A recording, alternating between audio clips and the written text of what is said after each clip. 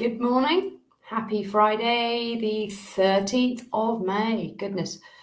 So, how's everybody's week been? I hope you've had a really good week. Please, if you are watching this either live or on replay, do make a comment because it'd be lovely to hear that you're in there. I am talking today about how to manage your cash flow during very uncertain times. So, we're all going through some really tough times at the moment with price increases left, right, and centre, interest rate increases left, right, and centre, the war, the panic from the pandemic, or the leftovers from the pandemic. Are we out? Are we not out? Who knows, honestly. This time next week, I will be on an aeroplane on my way to America, which has been booked for 2 years and has been postponed 3 times. So I'm mega excited about going. So today, cash flow. I have got so many clients saying to me at the moment, my cash flow, I am in panic about my cash flow.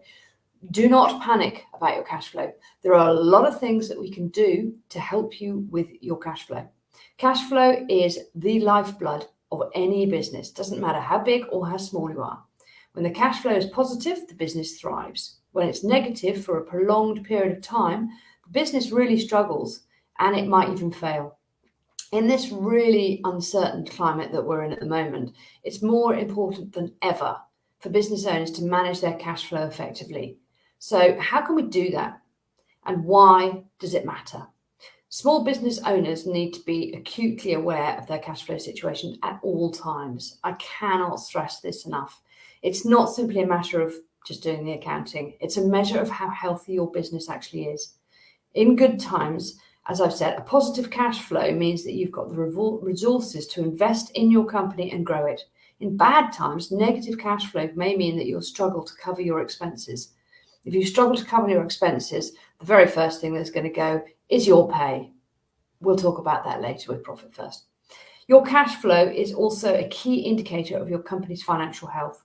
Positive cash flow means that you're making money, and a negative cash flow means you're losing money. Sorry, that sounds pretty obvious, but so this can be due to several factors, including slow sales, high overhead costs, paying too much for your stock. Could be all sorts of things. But it's also important to remember that a positive cash flow doesn't always mean that you are making money. It means that you have more cash coming in than going out, which is good, but it doesn't mean you're necessarily making money. A negative cash flow doesn't necessarily mean you're losing money either. So it could simply mean that your expenses are greater than your revenue. Now that we've established that, let's go into how we can better manage your cash flow during these periods of uncertainty. So number one is putting your financing in place before you need it. It's always a good idea to have financing in place before you need it. This means that having a line of credit or a loan available so that you can cover your expenses in case business slows down and you experience a negative cash flow period. Now, this does not mean going into reactive mode and thinking, I've got a negative cash flow, I need to borrow money now, and going to anybody that you can. It means having it in place beforehand. This is really important, especially at the moment when everything is pretty unpredictable. You don't want to be forced to take a high interest loan out or use your credit cards to cover the expenses if you don't need to. If you've already got financing in place, you'll be able to weather that storm without putting yourself in debt. There are several types of financing available, so business owners should really look into what their options are. Find one that best suits their needs. Ask your accountant if they can help you to find a loan or a line of credit that meets your specific needs. There are so many credit cards out there at the moment that are offering either 0% balance transfers or 0% on purchases. Look at those. If you've got a credit card at the moment with debt on it, look to see if you can transfer that over to a credit card that has 0% on balance transfers, because that will probably save you an enormous amount of money. So number two is shifting your stock and your supplies. One way to conserve your cash is to shift your stock. This means selling products that are slow moving or discontinuing products that are no longer profitable. It also means buying supplies in bulk when they're on sale so that you can get a better price. The key is to be proactive, not reactive, making these changes before that you're actually forced to do so. This will really help you avoid any major disruptions in your business operations. Number 3 is reducing your overhead costs. Another way to conserve cash is to reduce your costs. This means cutting back on expenses that are not essential to your business operations. For example, you may want to reduce your advertising spend or your travel expenses or your office rental costs. This is something that I do with my clients on a quarterly basis.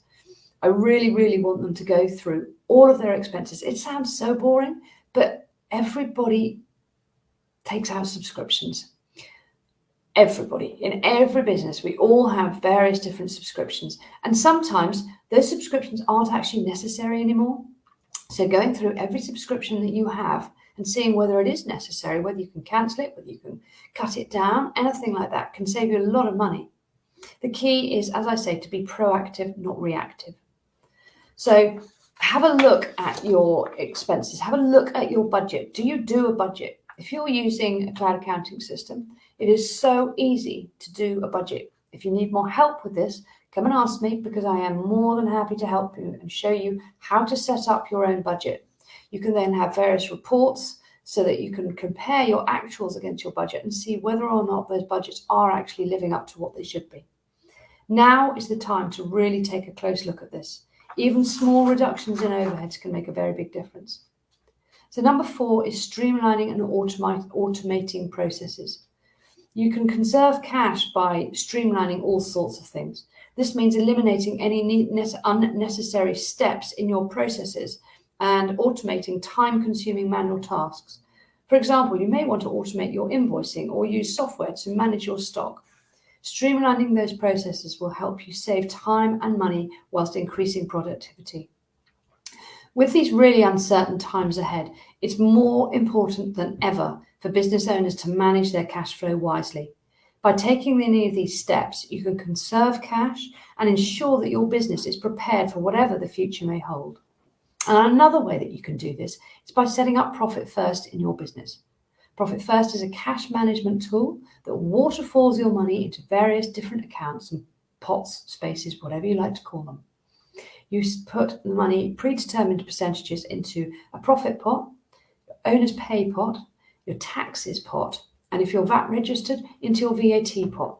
Remember, your VAT and your taxes actually don't belong to you, they belong to HMRC. So the sooner that you can transfer that money on a regular income, on a regular basis, a regular basis, the more likely that you're going to have that money saved up for future tax bills.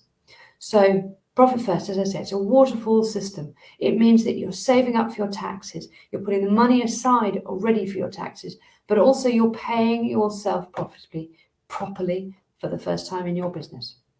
Come and talk to me if you'd like to know more about Profit First. As from the 13th of June, we're going to have a new course, a self-study Profit First course. It's going to be very, very simple. You do it all on your own, but you have me every other week on a question and answer session on a Wednesday at 6 p.m. But also, if you sign up for it quickly, you will also get me as a one-to-one at the very end of the course. Excuse me for barking. Shush. Shh. You'll get me on a one-to-one basis at the end of the course for in between 60 and 90 minutes to help you set it up and make it work for you. So if you'd like more information, have a look at the website, hettyverneyaccounting.co.uk. I'd love to see you in there. I really love to see you. I want to make everybody aware of what they need to do to make their businesses profitable, but also to pay themselves, but also to make sure that their taxes are saved up. If you're not already putting money aside for your tax, start doing it now. If you do it on a regular basis, you'll really realize that it makes a big difference. Thank you. Bye.